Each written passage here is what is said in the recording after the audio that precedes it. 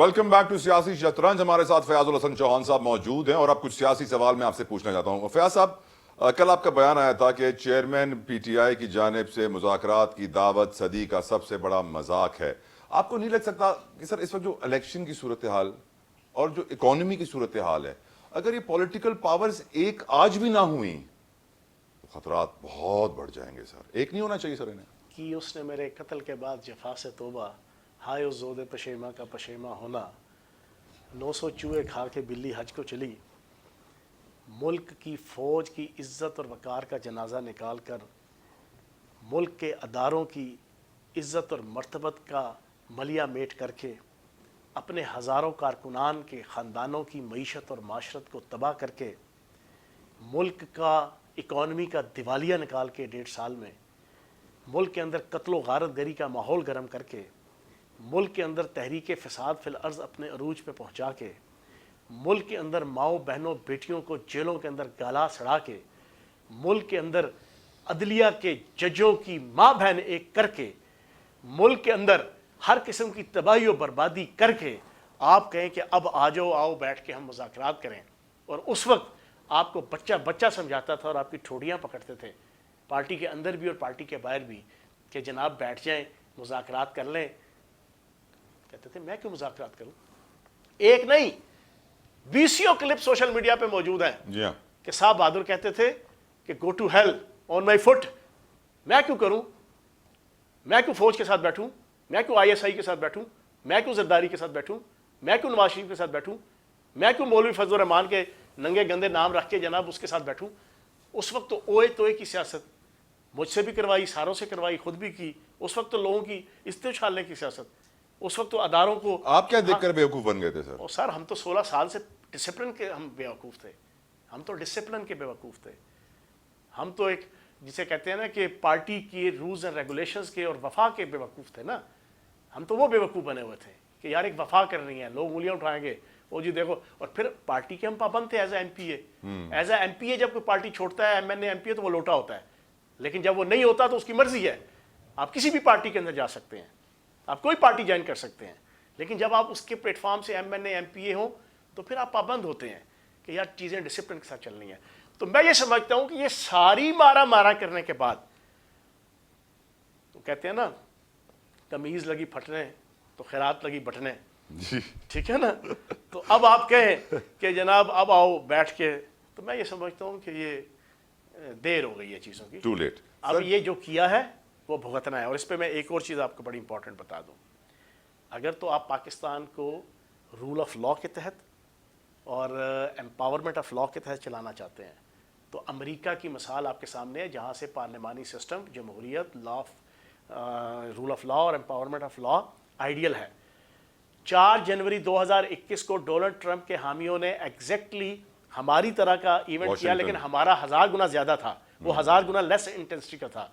انہوں نے نومبر 2020 کے الیکشن کو لیجیٹیمائز کرنے کے لیے پارلیمنٹ کا اجلاس تھا, جو وہاں کی روایت ہے کہ پارلیمنٹ اس کو پہلے اجلاس کے اندر لیجیٹیمائز کرتی ہے, اپروو کرتی ہے, ریکٹیفائی کرتی ہے, ویریفائی کرتی ہے. اس اجلاس کے اوپر حملہ کیا کیپٹل ہلز میں. 1078 بندوں کے اوپر پرچہ ہوا. 4 مہینے کے اندر 870 بندوں کو 2 سال سے لے کے 18 سال کی قید ہوئی. اور وہ بندہ جس نے اندر حملہ کر کے اسپیکر کی سیٹ پہ بیٹھ کے اس طرح پاؤں پہ پاؤں رکھا تھا, اس کو 8 سال کی قید ہوئی ہے.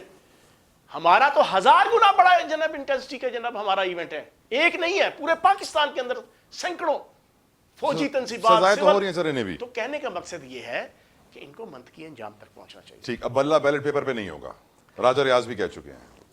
آپ بھی کنفرم کریں گے اس خبر کی؟ دیکھیں, میں جو بات کر رہا ہوں یہ پہلی دفعہ کوئی پاکستان کی میڈیا میں پچھلے 4 مہینوں میں کرے گا. جس ایم عالم کے طیارے کو انڈین طیارے نہیں چھو سکے,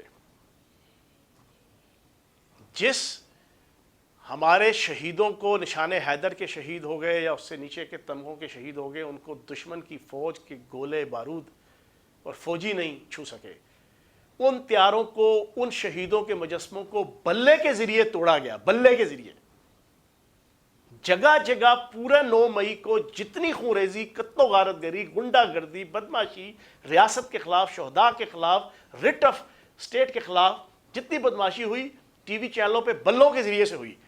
جس بلے کے اوپر پاک فوج کے افسران کی وردی کو لٹکایا گیا, میں بینگ اے پاکستانی مطالبہ کروں گا اس بلے کو پاکستان کے انتخابی سسٹم کے اندر, الیکٹورل پول کے اندر, الیکٹورل سیمبلز کے اندر اس کو نہیں ہونا چاہیے. اور اس کے ہونے سے نقصان ہوگا آپ کے پورے اس کو نہیں ہونا چاہیے, وہ سیمبل آف ہیٹریڈ ہے. سر, آئین کی بالادستی اور جمہوریت پر آپ یقین رکھتے ہیں. دوسری جانب کہا جا رہا ہے کہ الیکشن 2 سال تک نہیں ہوں گے. آئین کہتا ہے 90 روز میں الیکشن کرائے جائیں. اگر الیکشن ٹائم پہ نہیں ہوتے ہیں کتنا ڈیمیج ہوگا سر؟ اچھا, میں آپ کو ایک چیز بتاؤں, میں مسلسل یہ بات کہہ رہا ہوں ٹاک شوز کے اندر کہ ابھی آپ الیکشن کروا دیتے ہیں نا, ملک کو بہت نقصان پہنچے گا. کیوں سر؟ سر, نون لیگ جیتے گی, پی ٹی آئی نے نہیں ماننا, پی ٹی آئی جیتے گی, نون لیگ نے نہیں ماننا, پیپلز پارٹی جیتے گی تو نون لیگ پی ٹی آئی نے نہیں ماننا. اور حالات کیا ہے, ملک کا دیوالیہ ہو چکا ہے. بالکل. لٹرلی ملک کا دیوالیہ پچھلے 1.5 سالوں میں اس تحریک فساد فی الارض کے ذریعے سے اور 3.5 سال کی بیڈ گورننس کے ذریعے سے یہ ہو چکا ہے. پی ٹی آئی اور پی ڈی ایم دونوں نے اس ملک کے ساتھ فراڈ کیا ہے. پی ٹی آئی اور پی ڈی ایم دونوں نے اس ملک کی عوام کے جذبات کے ساتھ کھلواڑ کیا ہے. آج ملک دیوالیہ ہے تو ان دونوں کی ناقص کارکردگی کی وجہ سے ہے. اب اس دیوالیہ ملک کے اندر جو تازہ ترین صورتحال, ایسا نہیں ہو آنے والے وقت میں پی ڈی ایم سے اتحاد کر رہے ہیں. سنیں, میں اتحاد وہ چھوڑ دیں, اس کو جو ریالٹی ہے وہ ریالٹی ہے. اب میں آپ کو کچھ پکچر بتا دوں جو آپ جانتے بھی ہوں گے, اہل علم بھی جانتے ہیں, جن کی نظر ہے سیاست میں. Chief of army staff general Asim Munib, انہوں نے سعودی عرب اور خلیجی ریاستوں سے کامیاب شٹل ڈپلومیسی کر کے پچھلے 5-6-7 مہینوں میں ایک نتیجے پہ لے کے آئے کہ $50 ارب کی پاکستان کے اندر انویسٹمنٹ کی جائے. اور میری انفارمیشن یہ ہے کہ $10 ارب محمد بن سلیمان ایکسیلنسی کو ہمارے چیف آف آرمی اسٹاف نے بتا دیا ہے کہ $10 ارب میں نے واپس نہیں کرنے, یہ زر مبادلہ کے ذخائر کے طور پہ میں نے رکھوانے ہیں پاکستان میں. اگر تو یہ پورا معیشت کی بحالی کا جو چیف آف آرمی اسٹاف کا پورا ایک پلان ہے اور ایجنڈا ہے, اس کے مطابق اگر اگلے 1.5-2-3 مہینوں کے اندر چیزیں یہ مٹیریلائز ہو گئیں تو بھائی جان اس ملک کے اندر 2 سال الیکشن نہیں ہے. یہ میری بات سن لیں. انویسٹمنٹس کی وجہ سے سر, تاکہ وہ مٹیریلائز ہو, پراپر امپلیمنٹیشن ہو ان کی, اکانومی سارٹ آؤٹ ہو, مہنگائی کے عذاب سے پاکستان کی جان چھٹے. نہ اس یہاں پہ چیئرمین تحریک انصاف کا کچھ جاتا ہے, نہ اس کی بہنوں کا کچھ جاتا ہے, نہ اس کی آل اولاد کا کچھ جاتا ہے, نہ نواز شریف کی آل اولاد کا, نہ اس زرداری کی آل اولاد کا. اکانومی کو ہم تفصیلاً ڈسکس کریں گے, پالیٹکس پہ آ جائیں. اچھا, اگر تو یہ چیزیں مٹیریلائز ہو گئیں تو پھر ساری کی ساری توجہ, یہ میں انفارمیشن دے رہا ہوں آپ کو جو میری انفارمیشن ہے اور اسیسمنٹ ہے بینگ اے پولیٹیکل ورکر, پھر تو بھائی جان ملک کی اکانومی کو اور عوام کی حالت کو بہتر کرنے کے لیے, مہنگائی کو کنٹرول کرنے کے لیے, پاکستان کی زراعت کو, صنعت کو اپنے پاؤں پہ کھڑا کرنے کے لیے پھر تو ساری توجہ ہوگی اس پہ. الیکشن کی کہانی پھر جب سب کو, کیوں, تاکہ جب نئی حکومت آئے تو یہ اپنی دور حکومت کی تباہی و بربادی کو پچھلوں سے منسوب نہ کرے. اس کو ایسی کم از کم اکانومی ملے جو سٹیبل ہو, جو اپنے پاؤں پہ کھڑی ہو. تو پھر تو یہ ہوگا. اگر خدا نخواستہ یہ $50 ارب کا منصوبہ مٹیریلائز نہ ہوا, انیشیٹ نہ ہوا, تو پھر فیبری کے اندر الیکشن ہے. اگر نہ ہوا پھر فیبری کے مڈ میں الیکشن, یعنی چانسز ہیں نہ ہونے کے بھی کچھ پرسنٹیج. اکانومی بہتر کرو یار, اکانومی بہتر کرو. آئین اور بہت کچھ کہتا ہے جو یہ کرتے ہیں. سر, صدر عارف الوی کا مستقبل کیا دیکھ رہے ہیں؟ 9 ستمبر کے بعد وہ تنخواہ لیتے رہیں گے, بیٹھے رہیں گے, یا پھر چلتے بنیں گے؟ صدر عارف الوی صاحب کو آج سے 3 دن پہلے 2 انتہائی امپورٹنٹ بندوں نے ہلکی پھلکی جناب جی سمجھا دی ہے کہ صدر پاکستان بنو.